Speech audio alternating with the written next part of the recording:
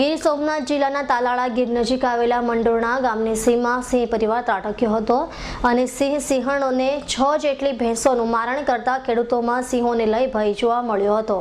જોકે સિંહને જોવા લોકોના ટોળા ઉમટી પડ્યા હતા। ગીર સોમનાથ જિલ્લાના તાલાળાના મંડોરણા ગામે સિંહો ત્રાટક્યા હતા। મંડોરણા ગામની સીમમાં આવેલ ભરત ડોબરિયાની વાડીમાં 8 જેટલા સિંહો ત્રાટક્યા હતા, જ્યારે સિંહોએ નજીકના જ પાણીકોઠા ગામના હનીફ બ્લોચની 4 પાડી તેમજ 2 પાડા પર હુમલો કર્યો હતો અને આ જીવોની મોડી રાત્રે વનરાજાઓએ શાહી દાવત ઉડાવી હતી। જ્યારે સિંહોના સમાચાર મળતા પ્રાણી પ્રેમીઓ આ વિસ્તારમાં સિંહો જોવા માટે આવી પહોંચ્યા હતા।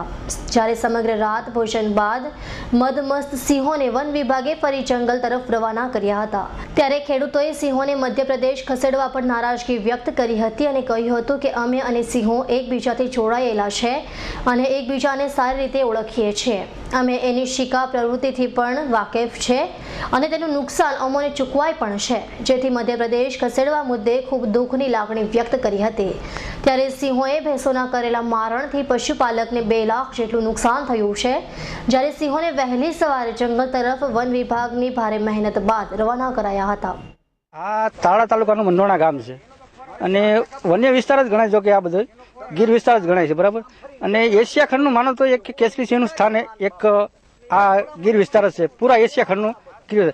અને ત્યાંના ખેડૂતોનો, માલધારીઓનો, દરેક પબ્લિકનો સિંહને આરે આ જન્મોથી નાતો છે અને સિંહને અમારી આરે નાતો છે, એટલે એ તો અશક્ય છે। અને અમને થોડુંક દુઃખ વેર છે કે મધ્યપ્રદેશમાં આ લોકો જે આજની સરકાર ધારાધોરણ પ્રમાણે મધ્યપ્રદેશમાં જે સિંહોને મોકલાવાના છે એનું અમને થોડું દુઃખ છે। અને તકલીફ અમને બસ બીજી કોઈ નથી, કોઈ ફોરેસ્ટ વિસ્તાર, કોઈ જંગલ ખાતા વિસ્તારની અમને કોઈ તકલીફ નથી। તકલીફ માત્ર અમને એટલી છે કે સરકારી ધારાધોરણ પ્રમાણે જે અમારું નુકસાન કરે, અમારા માલ ઢોરને જે મારી નાખે છે એનું અમને યોગ્ય વળતર મળે, બસ એટલી બીજી કોઈ અમારી બીજી રજૂઆત કરવાની થતી નથી।